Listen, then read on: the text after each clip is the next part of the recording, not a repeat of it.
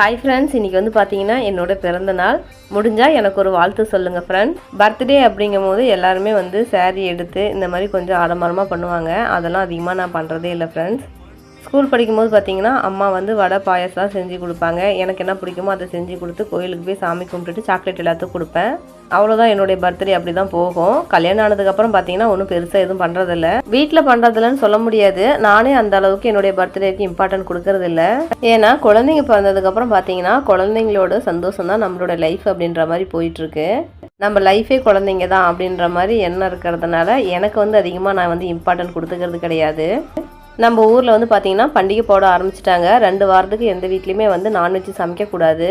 அப்படிங்கிறதுனாலே நாமளும் வந்து chicken mutton எதுவும் எடுத்துக்கல. இன்றைக்கி லஞ்ச் வந்து பார்த்திங்கன்னா சாப்பாடு, பருப்பு குழம்பு, ரசம், அப்பளம் தான் ஃப்ரெண்ட்ஸ்.